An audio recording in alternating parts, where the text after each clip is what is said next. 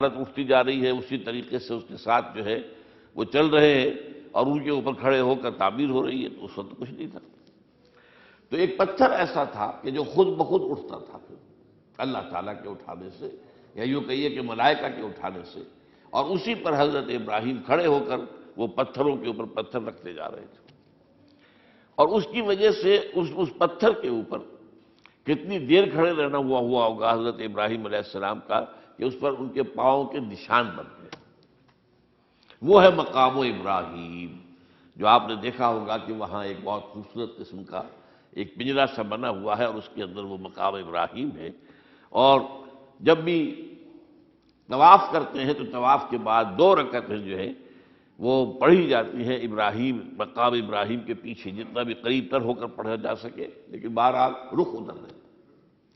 تو فی آیات بینات مقام ابراہیم ومن دخلہ کان آمنا۔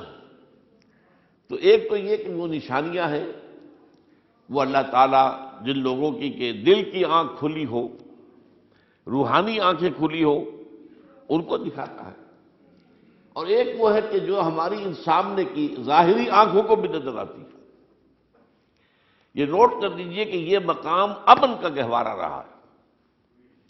عرب میں لوٹ مار، قتل، غارت، قتل کے بدلے میں قتل، پھر قتل کے جواب میں قتل چلتا تھا، لیکن اس وقت بدترین دور میں بھی عربوں کا معاملہ یہ تھا کہ کوئی شخص فرض کیجئے کہ وہ کئی مہینے سے اپنے باپ کے قاتل کو ڈھونڈ رہا ہے تاکہ قصاص لے سکے، بدلہ لے سکے، اسے قتل کر سکے، اسے کہیں نظر نہیں آ رہا، اچانک حرم میں نظر آ جاتا ہے، وہاں وہ نقصان نہیں پہنچائے گا اسے۔ یہ امن کا گھر ہے، اللہ تعالیٰ نے اسے امن کی جگہ بنایا ہے، بلد الامین کہا گیا ہے اس کو، امن والا شہر۔ تو یہ جو ہے، یہ تو آج تک بھی اس کی جو برکت ہے وہ نظر آتی ہے۔ وَمَن دَخَلَهُ كَانَ آمِنًا وَلِلَّهِ عَلَى النَّاسِ حِجُّ الْبَيْتِ مَنِ اسْتَطَاعَ إِلَيْهِ سَبِيلًا۔ اور اللہ کا حق ہے اپنے بندوں پر کہ وہ حج کریں اس کے اس گھر کا، جو کوئی بھی استطاعت رکھتا ہو سفر کی۔ اگر زاد راہ ہے، خرچہ ہے، جانے آنے کے اخراجات مہیا ہیں، اور یہ کہ آپ پیچھے جن کو چھوڑ کر جا رہے ہیں ان کے لیے بھی اتنے وقت کا جو ہے وہ انتظام ہے، کھانے پینے کا، گزارے کا، نان نفقے کا، تو آپ پر حج فرض ہو گئے۔ اب اگر اس فرضیت کے بعد کوئی شخص تاخیر کرتا ہے تو وہ بڑے گناہ کے اندر مبتلا ہے۔ جیسے ہی فرضیت ہو جائے، پہلا کام جو ہے، پہلا قرض جو ہے، یوں سمجھیے یہ اللہ کا قرض ہے بندوں پر۔ یہ لام جو آتا ہے، لام اور اعلیٰ، لام کسی کے حق کے لیے، اعلیٰ کسی کے اوپر حق ہونا۔ وَلِلَّهِ عَلَى النَّاسِ حِجُّ الْبَيْتِ مَنِ اسْتَطَاعَ إِلَيْهِ سَبِيلًا۔ یہ تو اللہ کا حق ہے لوگوں پر، لوگوں کے ذمے، یہ قرض ہے اللہ کا کہ اس کے گھر کا حج کریں، جائیں، طواف کریں، اور جو بھی اس کے مناسک ہیں ادا کریں، اور وہیں پر قربانی کا بھی ہے۔ لِيَشْهَدُوا مَنَافِعَ لَهُمْ وَيَذْكُرُوا اسْمَ اللَّهِ فِي أَيَّامٍ مَّعْلُومَاتٍ عَلَىٰ مَا رَزَقَهُم مِّن بَهِيمَةِ الْأَنْعَامِ فَكُلُوا مِنْهَا وَأَطْعِمُوا الْبَائِسَ الْفَقِيرَ۔ اسی کے اندر جو ہے مناسک کے اندر قربانی بھی ہے۔ افریقہ میں آپ کو معلوم ہے، شمالی افریقہ میں زیادہ تر لوگ جو ہیں جیسے کہ ہندوستان پاکستان میں ویسے ہیں، لیکن آپ جنوب میں چلتے جائیے تو رنگ گہرا ہوتا چلا جائے گا، انتہائی سیاہ رنگ وہ بھی ہے، سب آ رہے ہیں، شکلیں جدا ہیں، زبانیں جدا ہیں، لیکن سب کے سب جو ہے ایک ہی نغمہ ان کی زبان پر ہے ایک ہی نغمہ، کہیں واضح کہیں مبہم، وہ ایک ہی مذہب، لبیک اللہم لبیک، لبیک لا شریک لک لبیک، ان الحمد والنعمت لک والملک لا شریک لک۔ اب یہ ترانہ ہے، توحید کا ترانہ ہے، اور گونج رہی ہے اس وقت، آپ اندازہ نہیں کر سکتے کہ وہ پوری سرزمین گونج رہی ہوگی اس ترانے کے ساتھ، کیونکہ تھوڑی تھوڑی دیر کے بعد نئے قافلے داخل ہو رہے ہیں۔ ابھی ایک قافلہ جو ہے اس نے سعی مکمل کی ہے، دوسرا شامل ہو گیا، بلکہ اس کے دوران ہی ابھی اس کا ختم نہیں ہوا کہ تیسرا قافلہ چلا رہا ہے۔ وہ تو یہاں تو ظاہر بات ہے کہ میں نے چونکہ ایک نقشہ اپنی نگاہوں سے دیکھا ہے مدینہ منورہ سے اور مکہ مکرمہ جاتے ہوئے رات کے وقت، کہ کہیں جو ہے وہ روشنیوں کی وہ قطار ٹوٹتی ہی نہیں تھی، مسلسل معلوم ہوتا ہے کہ سڑک کے اوپر گاڑی ہے، مسلسل، کہیں اس کے اندر وقفہ ہی نہیں۔ اتنے بڑے پیمانے پر اتنے بڑے پیمانے پر اتنے بڑے پیمانے پر لوگ جمع ہو رہے ہیں، زبانیں جدا ہیں، ایک دوسرے کی زبان نہیں سمجھتے، لیکن ایک زبان اور بھی ہوتی ہے جو بغیر بولے سمجھ میں آتی ہے، اس سے معلوم ہوتا ہے سب کے لیے محبت ہے، ہمارے بھائی ہیں، تمام مسلمان ہیں، بعض کے اندر یہ محبت کا جذبہ زیادہ ہے۔ ترکوں میں انڈو پاکستان کے لوگوں کے لیے بہت محبت ہے، اب وہ بات جو نہیں کر سکتے، سمجھا نہیں سکتے، لیکن ان کی آنکھوں سے، ان کے انداز سے وہ محبت ٹپکی پڑتی ہے۔ تو عالمگیریت جو ہے اسلام کی، ہمگیریت، عالمگیریت، آفاقیت، اس کا جو مظہر نظر آتا وہاں تھا۔ پھر یہ کہ ہمارے ہاں کی جتنے بھی فرقہ بندیاں ہیں وہ وہاں ختم ہو جاتی ہیں، وہاں اہل حدیث ہیں، حنفی ہیں، مالکی ہیں، شافعی ہیں، حنبلی ہیں، یہ کام بھی کیا ہے آ کر انہوں نے آل سعود نہیں، ورنہ اس سے پہلے جو ہے وہ 4 مسلح علیحدہ تھے، وہاں پر 4 جماعتیں علیحدہ ہوتی تھی۔ یہ حنفی مسلح ہے، یہاں پہ حنفی امام ہے وہ پڑھائے گا، یہ شافعی مسلح ہے، شافعی امام ہے وہ نماز پڑھائے گا، تو یہ جو ایک تفریق تھی وہاں بھی موجود تھی، انہوں نے ختم کیا، ایک امام کے پیچھے جماعت ہوگی، اسی میں حنفی بھی ہیں، مالکی بھی ہیں، شافعی بھی، کچھ ہیں لوگ جو زیادہ، جن کے اندر کچھ زہر زیادہ گھل گیا ہے فرقے واریت کا، وہ پھر نہیں نماز پڑھتے، وہاں پر محروم رہتے، اس کی فضیلتوں کو چھوڑ کر جا کر کہیں اپنے جو ہے گھروں پر جہاں ٹھہرے ہوئے وہاں جا کے نماز پڑھ لیتے ہیں کہ یہ جو ہے وہابی ان کے پیچھے ہماری نماز نہیں ہوتی، لیکن نہیں، عام طور پر ایسا نہیں ہے، عام طور پر سب لوگ جمع ہیں، نماز پڑھ۔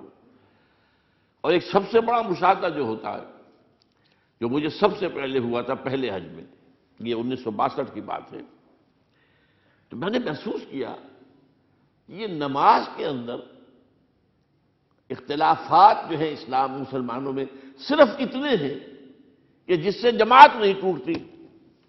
اختلافات ہے، رفع یدین ہے یا نہیں ہے، آمین بالجہر ہے یا نہیں ہے، اختلافات تو ہیں، لیکن جماعت نہیں ٹوٹتی۔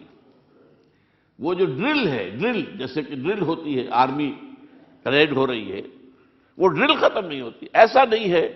میں نے جب سوچا اگر کسی مسلک کے نزدیک رکوع بھی 2 ہوتے، جیسے سجدے 2 ہیں، تو وہ لوگ تو ایک رکوع کے بعد دوسرا رکوع کرتے اور باقی لوگ سجدے میں چلے گئے ہوتے، جماعت ٹوٹ جاتی۔ یا اگر کسی کے نزدیک ہر رکعت کے اندر جیسے رکوع ایک ہے، سجدہ بھی ایک ہی ہوتا، تو کچھ لوگ تو ایک سجدہ کر کے کھڑے ہو جاتے ہیں اور دوسرے لوگ جو ہے دوسرا سجدہ کر رہے ہوتے ہیں، جماعت ٹوٹ جاتی۔ تو یہ میں سمجھتا ہوں کہ یہ کس کی حکمت ہے، کس نے یہ طے کیا کہ ٹھیک ہے آپ میں رنگا رنگی بھی ہو، اے ذوق اس چمن کو ہے زیب، اختلاف سے اختلاف بھی ہے، رفع یدین بھی ہو رہا ہے، آمین بالجہر بھی ہو رہا ہے، نہیں بھی ہو رہا ہے، سب کچھ ہے، لیکن وہ اجتماعیت نہیں ٹوٹ رہی۔ یہ وہ یوں سمجھیے کہ یہ زندہ معجزہ ہے اسلام کا کہ 1400 برس بیت گئے ہیں اور کتنے بڑے علاقے میں یہ اسلام پھیلا ہے، اور یہ کہ مختلف مسالک وجود میں آئے، اس میں کوئی شک نہیں ہے۔ حنفی ایک علاقے کے اندر آپ کو ملیں گے صرف شافعی، ہندوستان کا بھی مغربی ساحل کے صرف شافعی ملیں گے آپ کو۔ اس سے آگے آپ جائیے، چونکہ یہ عرب تاجروں کے ذریعے سے ایمان لائے ہیں یہ لوگ، سری لنکا کے لوگ ہیں، انڈونیشیا کے لوگ ہیں، ملیشیا کے لوگ، سب شافعی ہیں۔ ہندوستان میں چونکہ اوپر سے شمال سے آیا ہے اسلام، یہ ترکوں کے ذریعے سے آیا ہے، اور وہ کٹر حنفی تھے، یہاں حنفیت آئی ہے۔ ترک جو ہے کٹر حنفی، یہ ترکی تو تھے جو آئے تھے۔ یہ کون تھا؟ محمود غزنوی کون تھا؟ سبکتگین کون تھا؟ الپتگین کون تھا؟ بختیار کاکی کون تھا؟ قطب الدین بختیار، یہ کون تھے؟ سب ترک۔ اور ترک بھی کون؟ غلامان، خاندان غلامان یاد کیجیے۔ لیکن بہرحال ان کے ذریعے سے جو اسلام ان کے ساتھ آیا ہے وہ خالص حنفی اسلام تھا، کوئی حرج نہیں۔ وہاں جا کر سب جمع ہو جاتے ہیں ایک وحدت کے اندر۔ تو یہ چند مشاہدات وہاں کے ہوتے ہیں جو ہماری ظاہری آنکھوں کو بھی نظر آ جاتے ہیں، جس کا کہ قلب کے اوپر بڑا گہرا اثر پڑتا ہے۔ اب میں ایک موضوع لے رہا ہوں، یہ جو قربانی کا مسئلہ ہے، اس کے بارے میں ایک زمانے میں تو بہت منکرین حدیث کی طرف سے اس کے خلاف بڑی جو ہے ایک مہم چلی تھی کہ ختم کیا جائے اس کو، یہ خام خواہ جو ہے خرچ ہوتا ہے بہت بڑا اور ضائع ہوتا ہے گوشت، اتنے بڑے پیمانے پر گوشت ہوتا ہے کھایا نہیں جاتا۔ اچھا، ایک زمانے میں فریج بھی نہیں تھے، یہ بھی نہیں کہ آپ محفوظ کر دیں، گوشت ضائع بھی ہو سکتا تھا، اور بھی چیزیں جو ہے وہ گوشت کی وہ صحیح طور سے استعمال نہیں ہوتی تھی۔ تو اس کے اوپر بڑا پروپیگنڈا منکرین حدیث کا رہا کہ یہ جو ہے قربانی صرف حج کے موقع پر ہے۔ میں اس کی نفی کے لیے آج آپ کو بتا رہا ہوں کہ سورہ حج کے اندر جو دو رکوع ہیں، ایک چوتھا ایک پانچواں، چوتھے رکوع میں بھی قربانی کا ذکر ہے، پانچویں میں بھی قربانی کا ذکر ہے۔ یہ ایک دم جو ہے ایک جگہ پر جو دو طرح کی قربانیوں کا ذکر ہو رہا ہے، یہ کیوں ہو رہا ہے؟ چوتھے رکوع میں وہ مناسک حج کے ساتھ اس کا ذکر ہے، وہاں جو فرمایا گیا لِيَشْهَدُوا مَنَافِعَ لَهُمْ وَيَذْكُرُوا اسْمَ اللَّهِ عَلَىٰ مَا رَزَقَهُم مِّن بَهِيمَةِ الْأَنْعَامِ فِي أَيَّامٍ مَّعْلُومَاتٍ عَلَىٰ مَا رَزَقَهُم مِّن بَهِيمَةِ الْأَنْعَامِ فَكُلُوا مِنْهَا وَأَطْعِمُوا الْبَائِسَ الْفَقِيرَ۔ وہاں پہ قربانیاں دو، پھر اللہ کا نام لو، ان جانوروں پر جو اللہ نے تمہیں عطا کیے ہیں، ان جو معین دنوں کے اندر دو، فی ایام معلومات ہے، اور پھر اس میں سے خود بھی کھاؤ، اور جو ہے جو جیسے صدقہ کا گوشت ہوتا ہے وہ نہیں ہے، وہ قربانی کا گوشت ہے، اس میں سے آپ خود بھی کھائیں اور غرباء کو کھلائیں، غریبوں کو دیں، مساکین کو دیں۔ تو یہ پورا حکم آ چکا چوتھے رکوع کے اندر۔ پانچواں رکوع پورا کا پورا جو ہے وہ عید الاضحیٰ پر ہے میرے نزدیک۔ یہی حکمت صوم کے بارے میں ہے کہ وہاں جب ایک حکم تکرار کر کے آیا کہ پہلے فرما دیا گیا فمن کان منکم مریضا او علی سفر فعدۃ من ایام اخر، اگر بیمار ہو کوئی اور یہ یا کہ سفر پر ہو تو وہ تعداد دوسرے دنوں میں پوری کرے۔ پھر کیا وجہ دوبارہ آ رہا ہے؟ شہر رمضان الذی انزل فیہ القرآن ھدی للناس وبینات من الھدی والفرقان فمن شہد منکم الشہر فلیصمہ ومن کان مریضا او علی سفر فعدۃ من ایام اخر۔ کیوں؟ یہ تو ادبی اعتبار سے یہ کلام کا عیب شمار ہوتا ہے، تکرار بلا کسی سبب کے، نہیں، سبب کے بغیر نہیں ہے۔ وہاں کیا تھا؟ وہاں ان دو رعایتوں کے ساتھ تیسری بھی شامل تھی کہ اگر صحیح ہو اور مقیم ہو پھر بھی روزہ نہ رکھو تو ایک مسکین کو کھانا کھلا دو۔ یہ رعایت ختم ہوئی ہے رمضان کے روزے کے ساتھ، اب رکھنا پڑے گا روزہ، اور اگر بیمار ہو یا سفر پر ہو تو ٹھیک ہے، دوسرے دنوں میں پورا کرو، پورا کرنا لازم ہے اس کو۔ تو یہ چیز جو ہے یہ در حقیقت کسی وجہ سے ہوتی ہے۔ بالکل یہی بات ہے سورہ حج کے چوتھے رکوع کے اندر، وہ جو قربانی ہے حج کے ساتھ اس کا ذکر آ چکا۔ اب سنیے یہ جو آ رہا ہے، فرمایا وَلِكُلِّ أُمَّةٍ جَعَلْنَا مَنسَكًا، ہر امت پر ہم نے ایک جو ہے قربانی کا معاملہ نازل وہ جو ہے فرض کیا ہے۔ میں نے چونکہ آج شروع میں کہا تھا کہ صوم اور حج میں کچھ مشابہتیں ہیں۔ دیکھیے صوم کا حکم بھی آیا تھا تو کس طور سے آیا تھا؟ یا ایھا الذین آمنوا کتب علیکم الصیام کما کتب علی الذین من قبلکم لعلکم تتقون، اہل ایمان تم پر روزہ رکھنا فرض کیا گیا جیسے کہ فرض کیا گیا تھا ان پر جو تم سے پہلے تھے۔ یہاں پر اسی حوالے سے بات ہو رہی ہے کہ اے مسلمانوں، یہ قربانی صرف تم پر فرض نہیں کی جا رہی، یہ تو ہر امت پر، ہر نبی ہر رسول کی امت۔